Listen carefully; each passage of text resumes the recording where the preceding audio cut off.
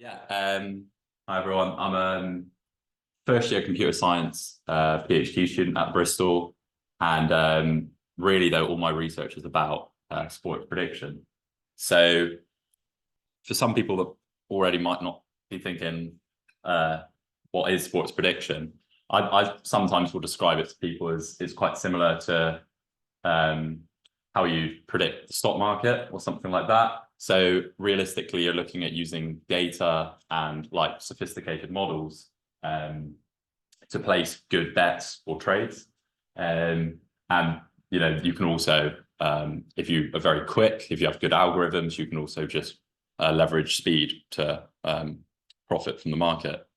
And here's like a good way of representing that is that there's a classic stock going up and down on the left, and then on the right we've actually got the odds of some sports match, and just as people engage in the market, it will go up and down, and the odds are actually just inversely correlated to the probability. So really, if you just can figure out what the outcome probabilities are, you can get a good idea of the odds or what the odds should be. And if they're wrong, then you can place good bets, or if you're a bookmaker, you can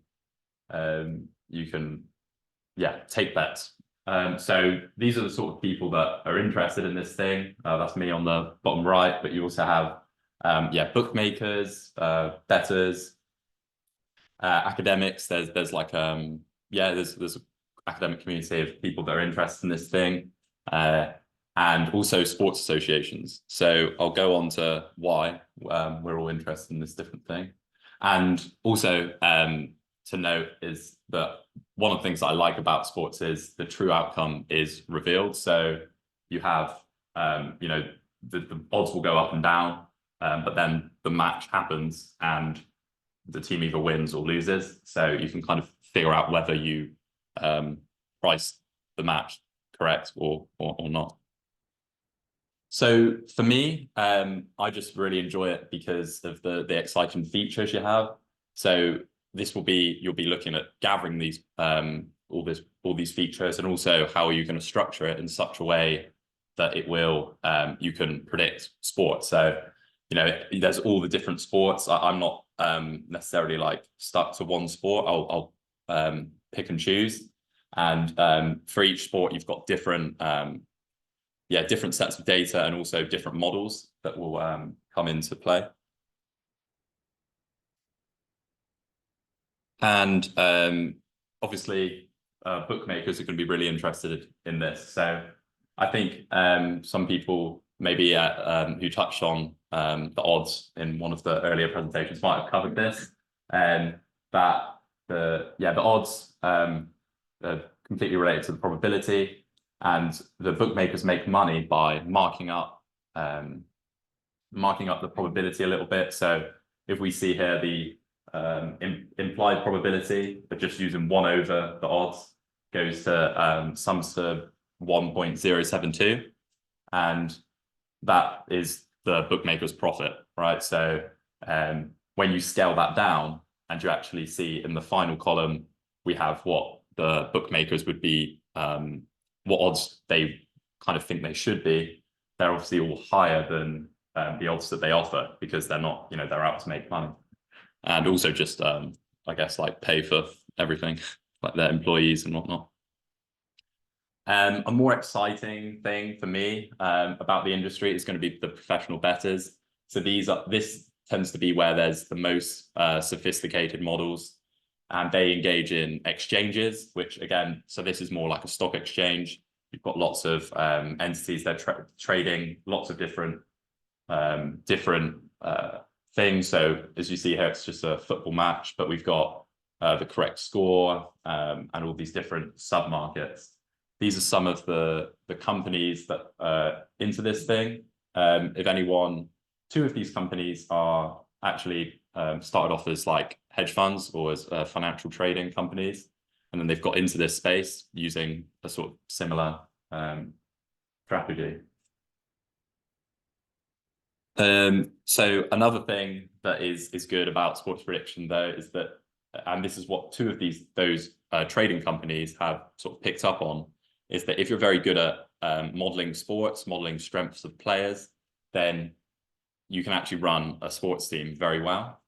So two of those professional betting companies are owned by the same people that own these two Premier League football clubs.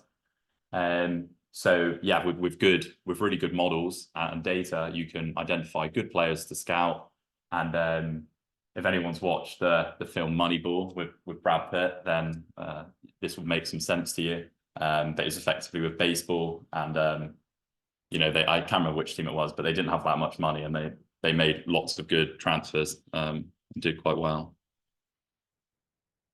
So lastly, and this is especially since we're in the Gambling Harms hub, the key thing with my research that it tackles is detecting match fixing.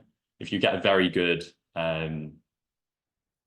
sort of understanding of which way matches should go and the outcomes, especially as the match develops, then you can identify potential people that are fixing matches better. So a company, one of those professional betting companies called Star Lizard, they actually have this sort of offshoot brand where they pick up anything that they see as suspicious, they will feed to all these different sports associations.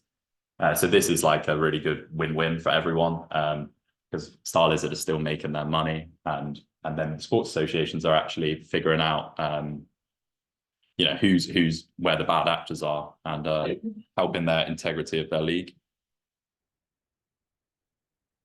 So that was sort of like a basic rundown on the industry, but now I'm going to go over sort of what I'll be doing today. So we're going to start off with a basic model. I've made it basic so everyone can sort of follow, because I know not everyone here is I know there's lots of engineering students here, but yeah, I didn't want anyone to not understand. So we'll do that, and then I'll go over my recent paper, which is, I think it's quite fun, and it sort of shows how to leverage data as opposed to you know, using a really complicated model.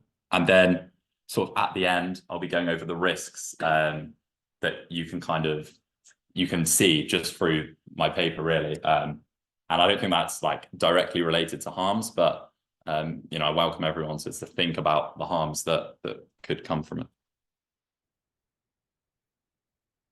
So yeah, so here's a basic, this is like a really basic model. Anyone that's played chess probably heard of this, or even in different games. I think like in gaming is a big thing as well. I'm going to apply it to tennis, and really what happens here. So there are these two models you have here called the estimate step and the update step. And this is how the ELO algorithm works. So how how you start this model off is you give everyone the same rating, so 1,500. And we'll do this for every tennis player, every men's tennis player that is in the circuit. Need some more water.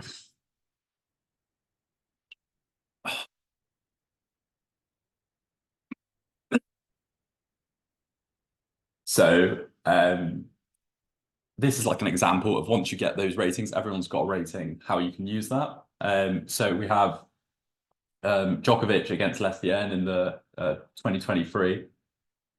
And we're assuming at this point we know nothing about these players. So in that case, it would just be a 50-50 chance. So we put it into the estimate step.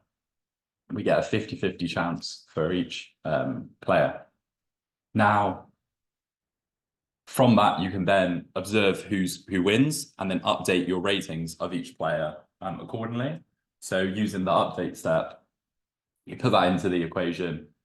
Djokovic goes up to 1,516, and Lestienne goes down to 1,484.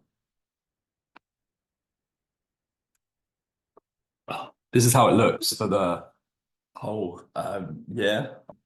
Anyone that follows tennis, like, you'll be able to have a look and see how players, their ratings change, maybe you'll be able to pinpoint, certain events and figure out, and see how when Djokovic won, or let's say when Alcaraz beat Djokovic in Wimbledon, that in the summer, that their ratings changed accordingly. At the end of the year, we can see what the ratings are like, how the ratings would play. So we've got Djokovic against Alcaraz at the end of the year. And now we've gone through the whole year, updated those ratings. The Djokovic has like a 67% chance of winning. Alcaraz has a 33% chance. And what you could do with that, if you're a bookmaker, you could convert that into odds to to offer to customers, or you could bet on that information. But maybe back in the day that would have been good. Now, let's say the models are much more sophisticated, so I wouldn't recommend it.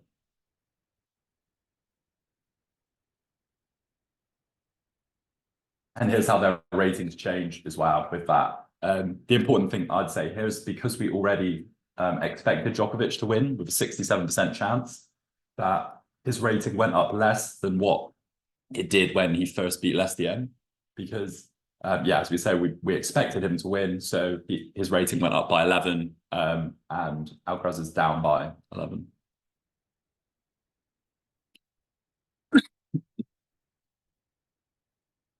So there's lots more advanced models, and here's some of the types here. So different sports, again, will have different ones preferred.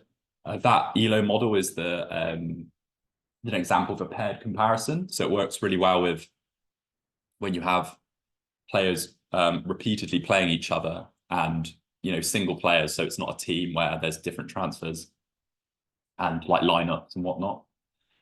For the rest of the presentation, I'm going to go over market inefficiency models, as this is how it looks. But this is like this is also where my research was. And you can take a very basic linear model like we've got here. You use the odds as an initial estimate of the probabilities. You introduce some new data, as we see here, a new feature, and then that can potentially be strong enough to make a new prediction that will be better than the market, and then you can make some money.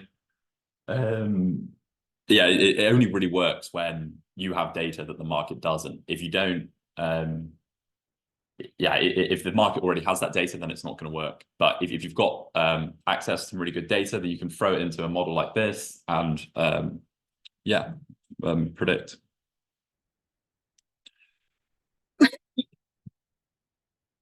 So this is my research. This was a paper that I replicated. So this isn't me, but it was this really cool paper that I saw, and it's using this thing called crowd wisdom. So it dates back to Aristotle, and it's sort of the idea that a group of people who can potentially be uninformed will offer more predictive power than a single expert. So this paper had a look at that and had this really impressive claim of 28.8% return on investment. So I saw that and I thought it would be a great thing to replicate, because it's either correct and then start betting, making money, or there was an error, which I did think was more likely the case, and then we could highlight that. So here's my paper, which we said not feeling the buzz. The original one was called betting on a buzz. So we managed to sort of disprove it, and I'll go over why in a second. And it was, the return on investment was actually minus 5.82%. So let's go through the model, and I'll show you from like start to end how you would do this sort of thing.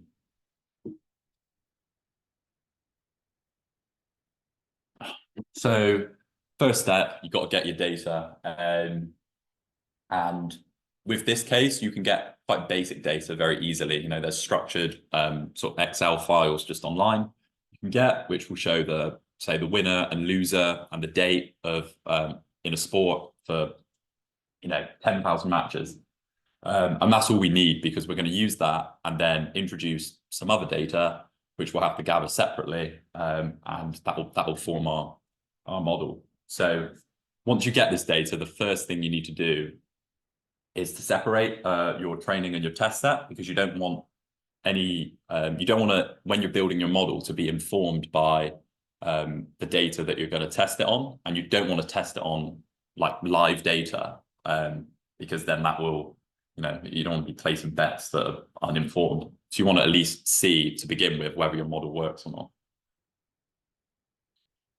not. This is how I gathered the Wikipedia page view data. It's like with an API, which is great. Like nowadays, that's the sort of thing you can get data from everywhere.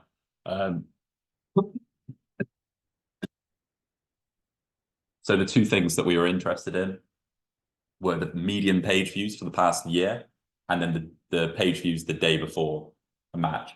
And what we're going to do with that is we're going to form this sort of Wikibuzz variable, which is trying to sort of represent a buzz about a player. So if they're median views every day, they're getting sort of 10 views on Wikipedia, and then the day before a match, they all of a sudden get 100, then potentially that buzz, more people looking at that player, could the market maybe not be incorporating that into the odds? Like, is everyone thinking something? Maybe that player is on quite a good streak, and the market's not accounting for that. So here's how we would throw it into the model. Sort of this Wikibuzz variable. You can throw it into this equation, and yeah, it will represent for player I going to player J, who's where the buzz, which way it's going, because who's got more buzz effectively.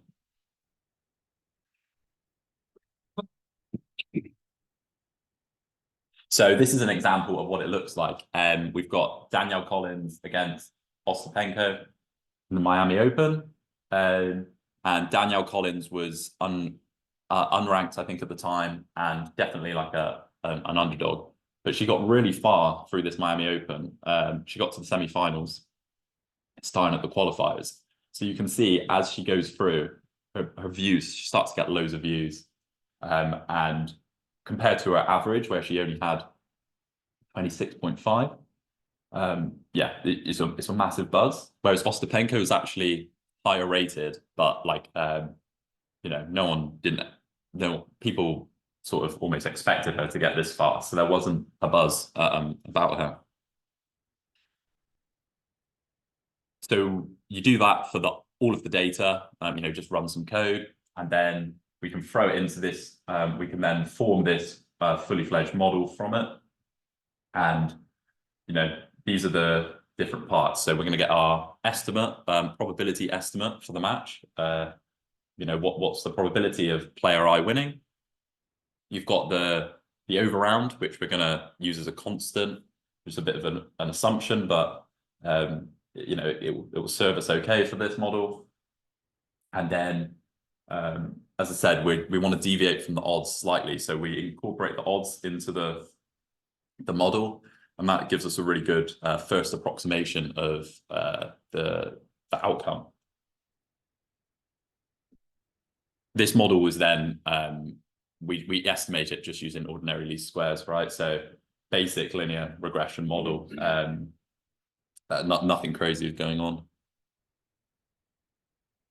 So then we're at the point of we've trained this model on the training data, and we can apply it to the test data. So once we've done that, we've got all these new predictions, and we can start to think about how we're going to evaluate this model. So the more standard way would be to look at accuracy, and this is what bookmakers are interested in: is how far away are the predictions from what's actually happening.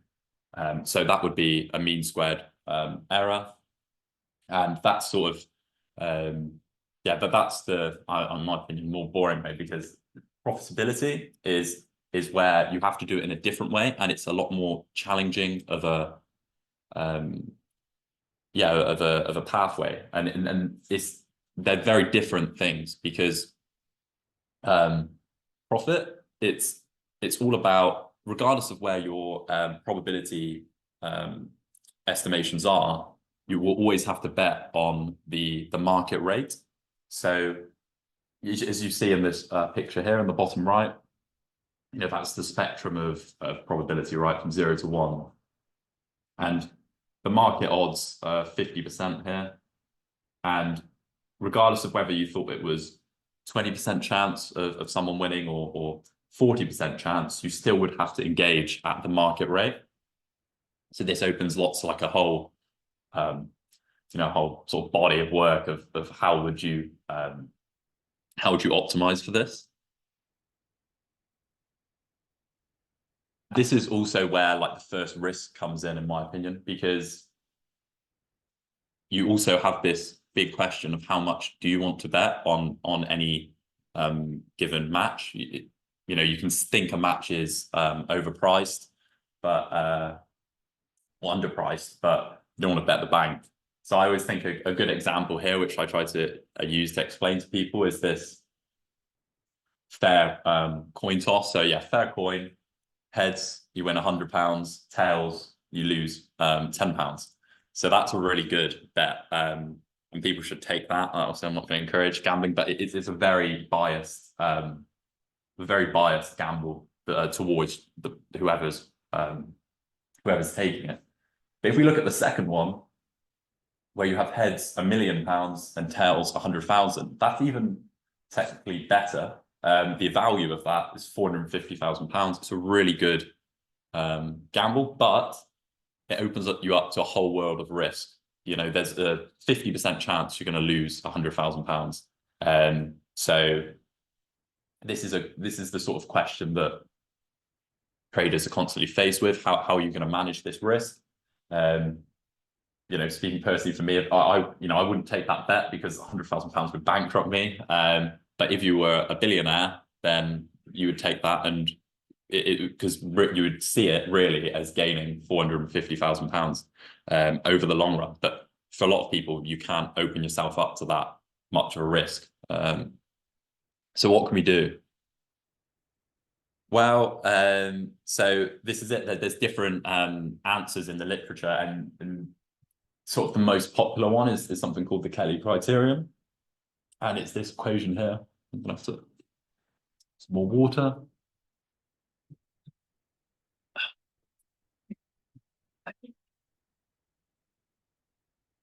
So the Kelly criterion works by tapering your determining how much of your bankroll to bet, depending on how likely you think the outcome is going to happen. So even if you think there's this, it's a really good bet, but there's only a small chance of it happening, then if you put that into the Kelly criterion, only a very small, you'd only bet a small percentage of your bankroll anyway. Unfortunately, this is also too risky for some people. So some people opt for a fractional Kelly, where you can take 50, you take this F star and then you halve it. So back to the model. I replicated it. If you remember, it's this Wikibuzz model. I replicated it and it was good. It worked. I got the same return on investment. So it was. I was thinking, oh, it does work. And then I plotted the returns, and this is what it looked like. So if you take that in, yeah, it's not good. But it all resolves around this one bet that I've highlighted here, this Polona Hercog bet. And if you look at the columns here, we have bet 365 odds and best odds, and the bet 365 odds are higher than the best odds, so that doesn't make any sense. And effectively, it's a data error, so it should be removed. I removed this bet, and then this is what the return looks like. So it's actually this minus 5.82%.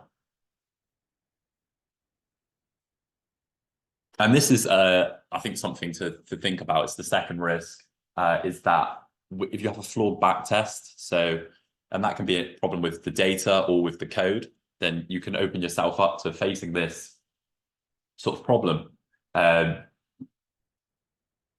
where, yeah, you're deploying a model that isn't actually profitable.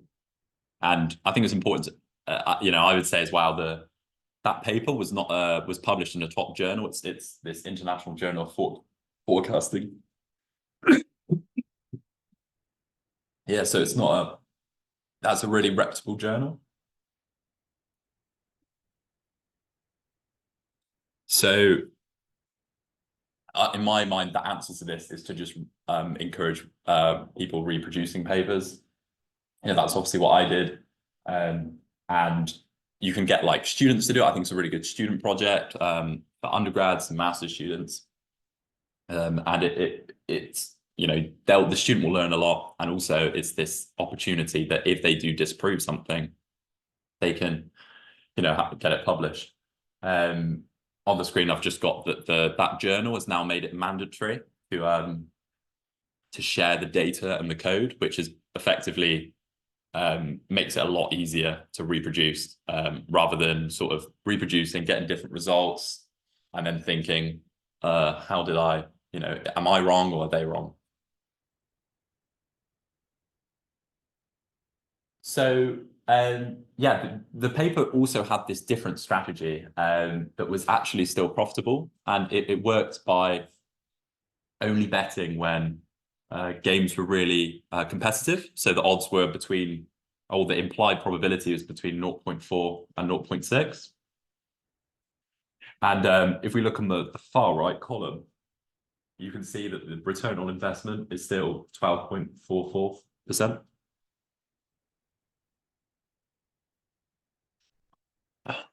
So yeah, I was looking forward. I thought this was a great thing. And it's nice to say about the original paper that they did contribute something that was good. But if we look at the plot here, I extended this strategy with an extra 3 years of data. So the orange dotted line is where the original strategy went up to, and then with new data introduced, it just loses money. So this is like the third risk, where you don't, you can back test, you do everything right, it looks good, but you can lose that edge. And sometimes it just because there wasn't one in the first place. And sometimes it is because the market will always be adapting and incorporating these sort of things, especially when people publish papers. The market's always, all these professional bettors are on the lookout for strategies that are profitable. This is one where I don't think there's any like clear solution. You can manage you've got to manage your risk, you've got to monitor your strategies, but it's sort of the risk of professionally betting.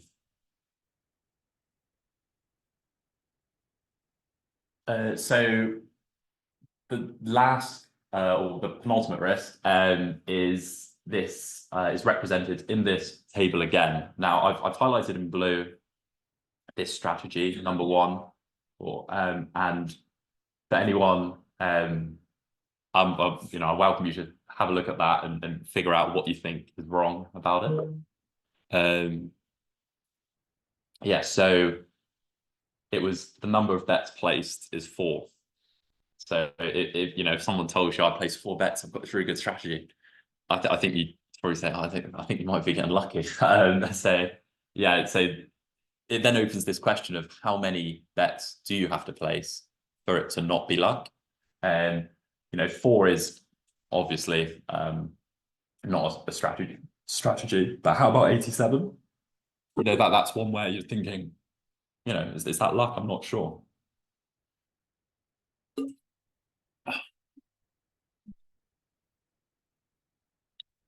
So there's actually a good solution to this, which I love. So it's called the PBS, and you can effectively simulate betting strategies, use it on your data, and you can see what percentage of these random strategies actually are still profitable. So in this plot here, which is, there's a lot going on. You've got the betting return on the x-axis, starting from 0% up to about 20%. And then you have the percentage of strategies that were profitable on the y-axis.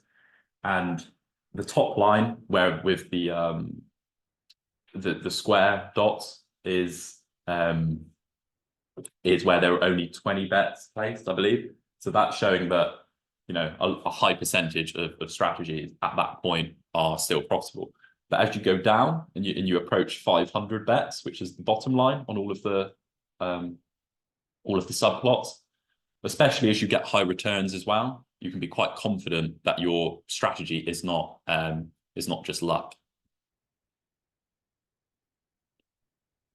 That's pretty much it. The last one I would say, and this is a big sort of risk, harm, especially when you're working with models, where like applying models in markets and trying to gain an edge, is the data ethics. So it's already quite a secretive industry, and I think I don't think that some of these bettors would be against turning away money in exchange for not doing these things. So a lot of these actors can it's sort of a race to the bottom, that stalking players, accessing medical records is something that I don't think people would be against. So that's a really big harm, and it's a problem.